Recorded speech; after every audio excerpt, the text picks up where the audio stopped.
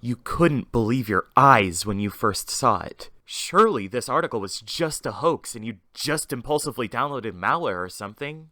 But no. There it is. Right before your eyes. The long sought-after Dinosaur Planet prototype. So, like any fucking sane person would, you excitedly start the game. The opening cutscene starts playing, just like in the hour of footage you've seen so many times at this point, and it's everything you could have dreamed of.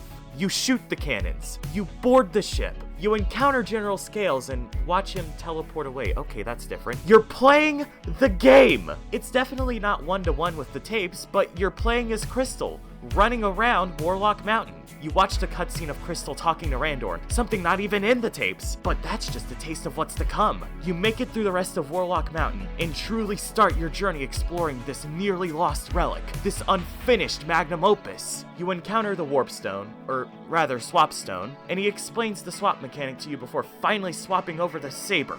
Or Fox. So the game was made early into transition into Star Fox Adventures, but this is still far better than nothing. So, you swap over to Fox and are encountered with a pretty familiar sight, both because of the tapes, and also because of the original game. It's surprising for how much was changed. There was also a lot that stayed the same. But even with the same stuff, it just feels more special and whole being a part of Dinosaur Planet.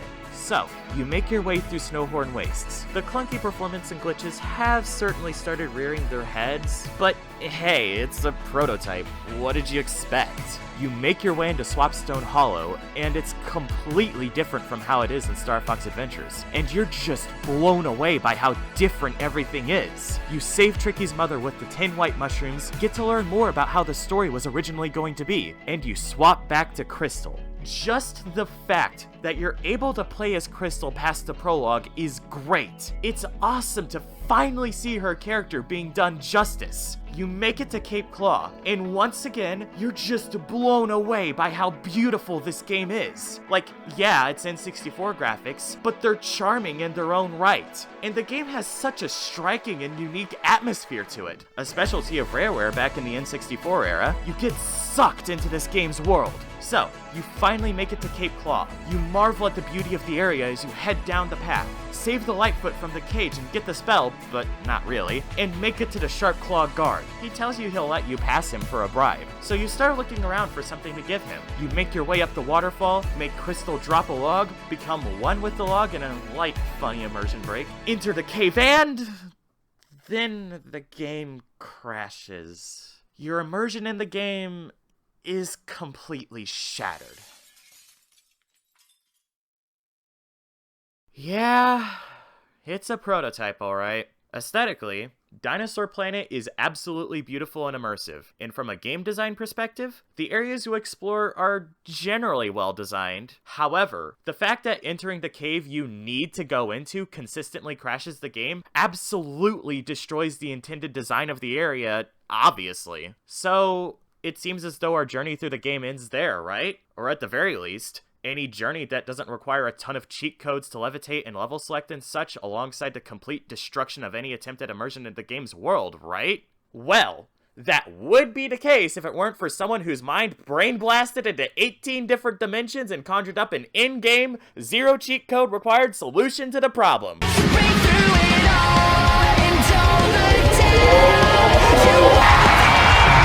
I mean, yeah, you still need to enter a cheat code for the shield spell, but it's something at least. Either way, methods like these have been developed in order to traverse all over the game, such as how you can actually get into the cave to grab the shiny nugget you need to bribe the guard with. Now, you may be asking, how do you do that? Well, you see, all you have to do is...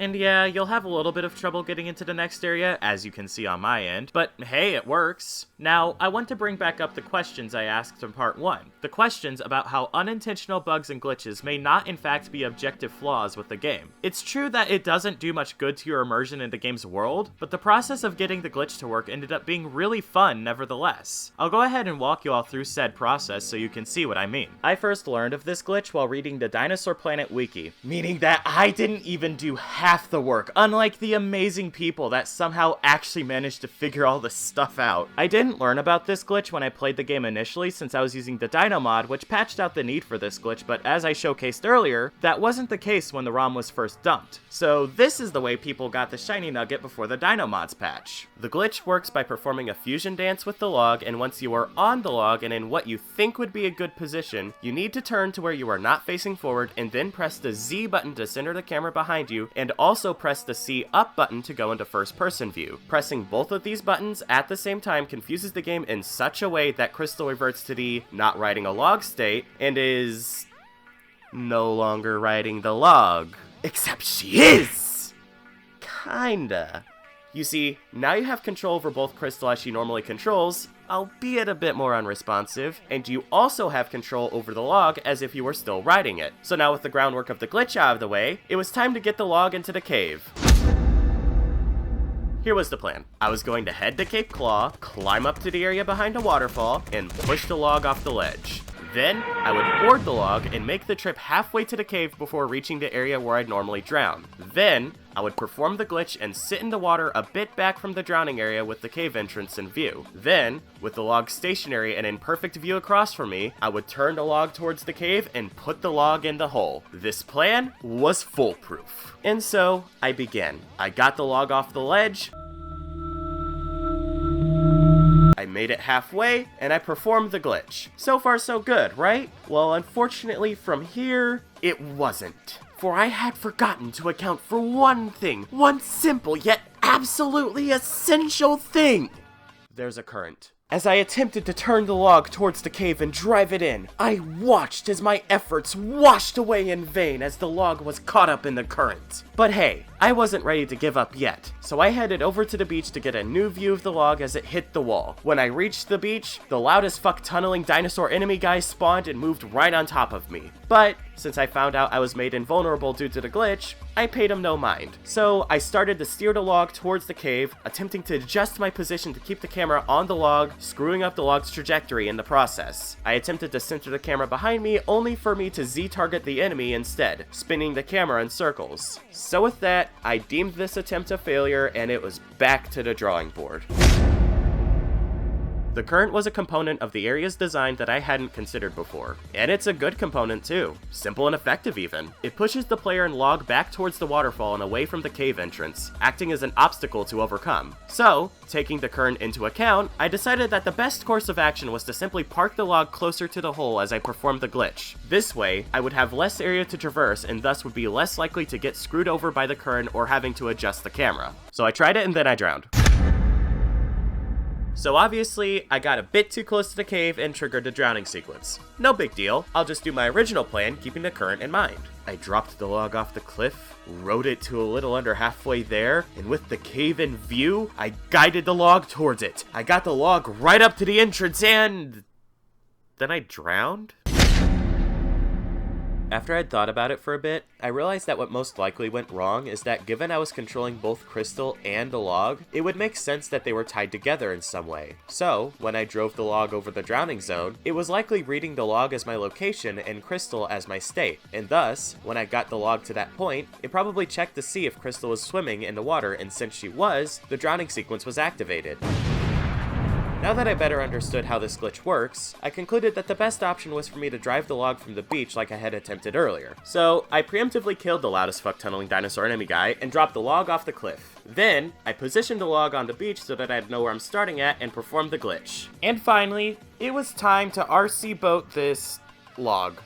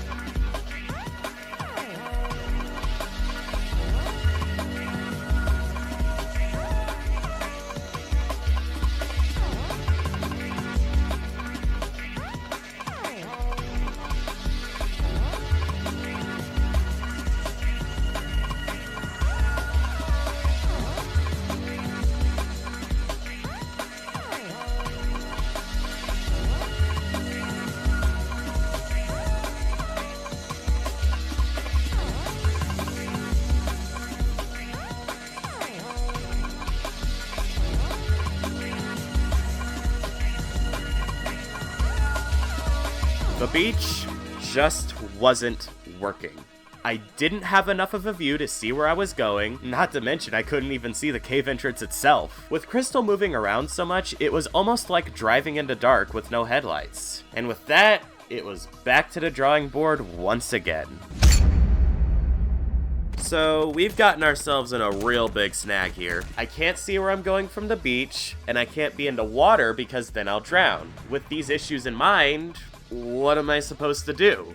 Take my environment into account is what I should do. The path that I took to get down to the beach. I could stand on that path in order to get a good view of the route the log needed to take and the entrance of the cave. So really, it was nothing a little required critical thinking couldn't fix. And thus, I dropped the log, did the glitch, climbed up the path, and with a bit of finagling, I got the log in the cave. After a bit of button mashing to make sure it was deep in there, it was finally time for phase 2. Talk to the guard to activate the cutscene and teleport over to the log in the cave. And at long last, the nuggie would be in my hands. So I started heading over to the Sharp Claw guard when suddenly, given for the sake of time, I started the game in Cape Claw, and I forgot to account for the cutscene you see when you first encountered the magic crystal plant. I did the exact same thing as last time, except I took care of the magic crystal plant.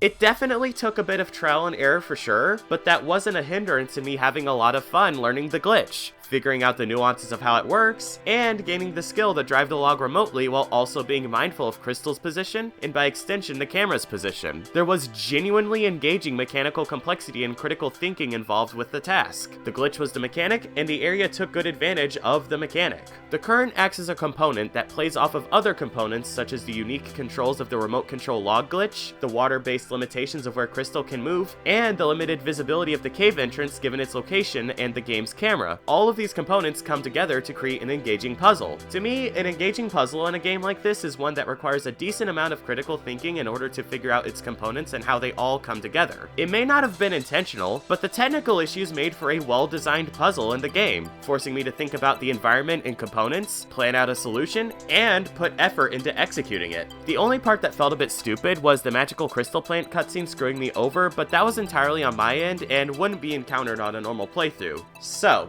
this section is well designed, right? Well, to be fair, it's more nuanced than that.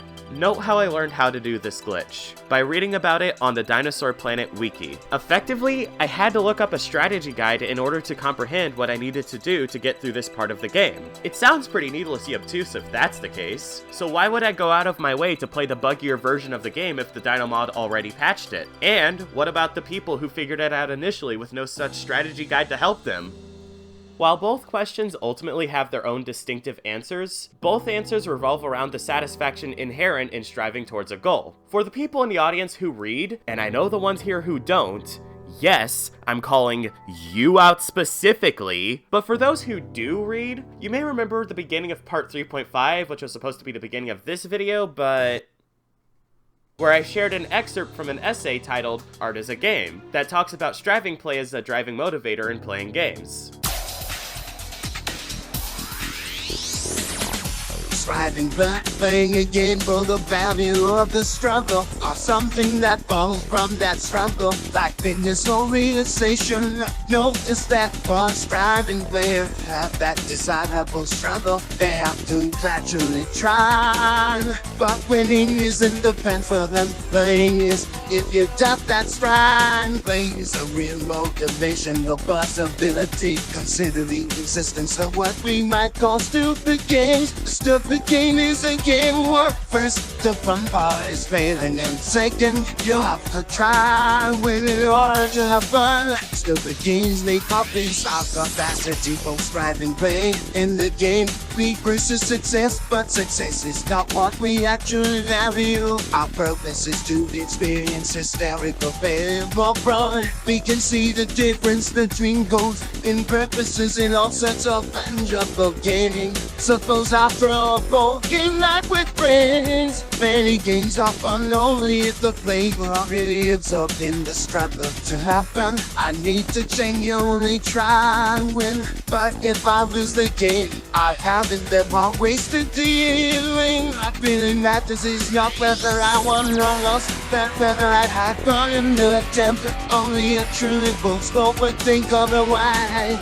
Striving, playing, involves a motivation, no building in your honorary practical life. They take the means for the sake of the end, but in stride and play. They take the ends for the sake of the means. Beat big goals for the sake of the struggle that they will force us to. I'll have a link to the full essay in the description. Anyway, as for the second question first, why did the people who initially played the Dinosaur Planet raw prototype push onwards despite how non-functional the game clearly is? I mean, I've heard one person describe Dinosaur Planet as it is as the raw prototype as an extremely frustrating and obtuse puzzle box. Doesn't exactly sound like something fun now, does it? But make note of how nobody gave up, how people kept pressing on, working at the game, poking and prodding at all of its nooks and crannies in order to figure out how to do stuff like the remote control log glitch. Note how everyone was so committed to figuring it out in spite of all of that, showcasing how exploring and poking around in this game was a valuable experience in of itself, even if it often didn't turn up any reward. Obviously, I can't read people's mind, and it would be nonsensical to try to reduce a ton of people with their own unique reasons for being engaged with Dinosaur Planet down to a monolith. But it's possible that they enjoyed it for being the puzzle box it is and are willing to engage with it due to its other aspects both in-game and in the context of its existence. Not to mention that there still is the ongoing development of the Dino mod and its ever-increasing list of massive bug fixes to the game. The point I want to make here is to show just how powerful these aspects of the game are, that even in spite of how obtuse and broken the ROM we have is, the game has such a strong appeal that people were willing to engage with the game in spite of that.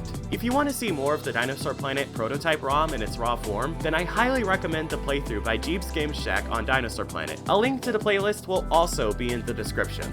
Now, as for why I would go out of my way to play the buggier version of the game if the Dino mod exists, well, me engaging in striving play is the answer. Unlike striving play, achievement play is where the value is placed on winning or the fruits of winning, and thus taking the most utilitarian route would make the most sense here. If I were engaging in achievement play, I would simply only use the Dino mod as that's the least cumbersome way to beat the game. Well, get as far as one can get before the game sequencing completely breaks down. Striving play, however, is about striving itself being where value is placed, and thus the most utilitarian route is not always the most valuable. Using the raw dump of the game in combination with the information from the Dinosaur Planet wiki, I'm curating my own experience with the game, creating the ideal struggle I wish to have. The local goal is to penetrate the crevice with the log, the wiki provided the groundwork, the tutorial for the remote log game mechanic, and the restrictions being the current and environment and the crash in the cave as a fail state. The struggle is to navigate these components, master the surprisingly intuitive remote log controls and environment, overcome the current, and make it to the cave, and to do everything else and stuff.